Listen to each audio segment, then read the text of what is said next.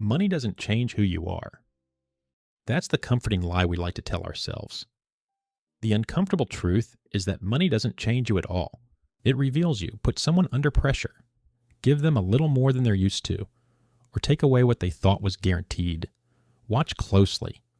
The decisions they make in those moments are rarely logical, they're emotional, automatic, sometimes irrational, and almost always predictable. That's why the psychology of money matters right now, because we live in a world where money decisions are no longer slow or distant. They're instant. They're constant. They show up in your pocket every time you open an app. Buy now, sell now, invest now, panic now, celebrate now, repeat. And yet, for something that controls so much of our lives, most of us were never taught how money actually works on the inside. Not interest rates, not markets, but the human brain that interacts with them. So let's start small, with a story. Two people make the exact same investment, same amount, same timing, same outcome. One sleeps fine at night, the other feels sick. One feels proud, the other feels ashamed. Nothing about the money changed, only the meaning they attached to it. That's the first rule of money psychology. Money is never just numbers. It's memory, it's identity, it's fear, it's hope, it's comparison. It's the story you tell yourself about where you stand in the world. And those stories begin early. For some people, money meant security. Parents who paid bills on time, calm conversations, no shouting, no panic. For others, money meant stress, late notices, arguments, silence at the dinner table. That emotional imprint doesn't disappear when you grow up. It follows you into adulthood, quietly shaping every financial decision you make. That's why two people with the same salary can behave completely differently. One saves obsessively, the other spends impulsively. One avoids risk at all costs, the other chases it recklessly. Neither is stupid. Neither is irrational in their own mind. They're just responding to different internal stories. Now add scale. Modern finance assumes people are rational, calm, data-driven, emotionless. It builds models around averages and probabilities. But real humans don't live in spreadsheets. We live in narratives. And when money gets involved, those narratives get loud. Take risk. On paper, risk is just volatility, a number, a standard deviation. In real life, risk feels like anxiety, like loss of control, like embarrassment, like regret. Losing $100 hurts more than gaining $100 feels good. That's not opinion. That's psychology. Loss aversion is hardwired into the brain, which explains something strange. People will hold on to losing investments far longer than they should, not because they think it will recover, but because selling would turn a paper loss into a real one. And real losses hurt the ego. They force you to admit you are wrong. So people wait, they hope, they rationalize. And sometimes they lose far more than they ever planned to. On the flip side, people often sell winners too early. The moment they see a profit, they lock it in. Relief feels better than potential upside. The brain prefers certainty over possibility, even when the math says otherwise. This isn't about intelligence. Some of the smartest people in the world make terrible money decisions because intelligence helps you understand information. Psychology determines what you do with it. Now zoom out. Why do bubbles happen? Not because everyone suddenly becomes greedy at the same time, but because people watch other people making money. And that triggers something ancient. Social proof. If everyone else is doing it, it must be safe. If everyone else is winning, sitting out feels painful. So prices rise. Stories get louder. Justifications get smarter. New reasons are invented to explain why this time is different. And eventually the system breaks under the weight of its own confidence. Every bubble looks obvious in hindsight. None of them feel obvious in the moment because during a bubble, doubt feels stupid. Skepticism feels like missing out. Caution feels like failure. That's the psychology of crowds. Individually reasonable, collectively dangerous, and the system rewards it.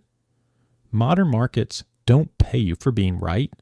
They pay you for being confident at the right moment, for acting before others, for speaking louder, faster, more convincingly, which creates an environment where stories outperform substance, at least temporarily, until reality shows up. It always does, quietly at first, then suddenly. Now let's talk about time.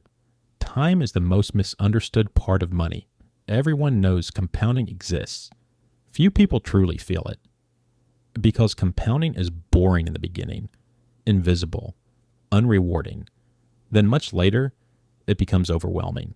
The problem is that humans are not built for long time horizons. We discount the future heavily. $1 today feels more valuable than $2 10 years from now, even when we know that's irrational. So we chase short-term wins. We trade too much. We react too often.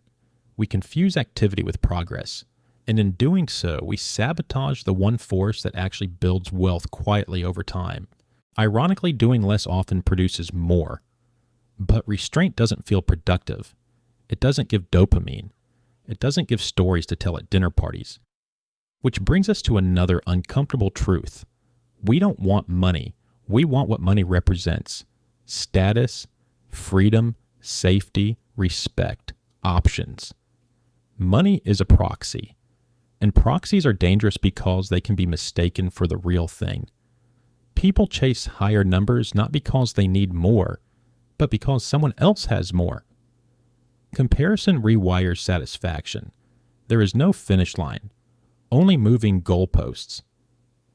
That's why income doesn't predict happiness as much as relative income does. It's not how much you make, it's how you feel compared to the people around you. And that feeling can turn abundance into anxiety very quickly. Now add social media. For the first time in history, we constantly see curated versions of other people's financial lives.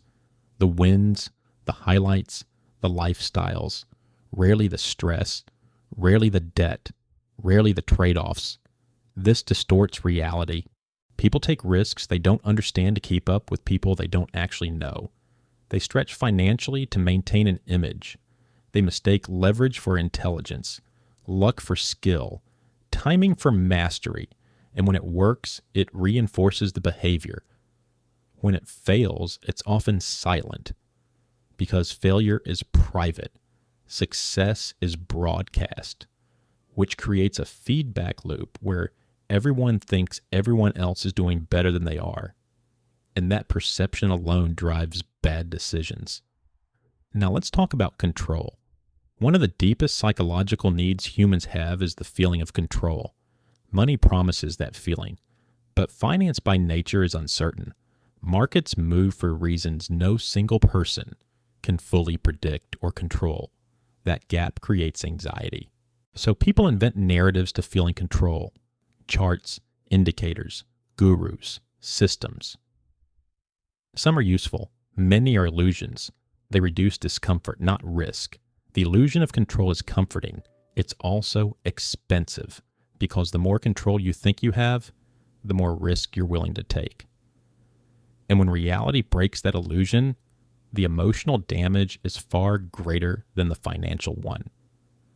This is why humility is one of the most underrated financial traits. Not pessimism, not fear, humility. The ability to say, I don't know, and build systems that survive being wrong. Now zoom out further. Money systems don't collapse because of greed alone. They collapse when psychology and incentives align in the wrong direction, when short-term rewards outweigh long-term consequences, when confidence is rewarded more than accuracy, when speed beats understanding. Sound familiar? This isn't just about investing. It's about debt, consumption, careers, entire economies. When borrowing feels painless, people borrow more.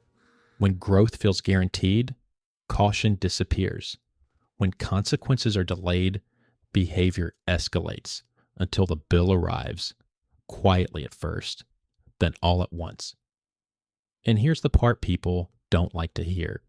There is no formula that protects you from this entirely.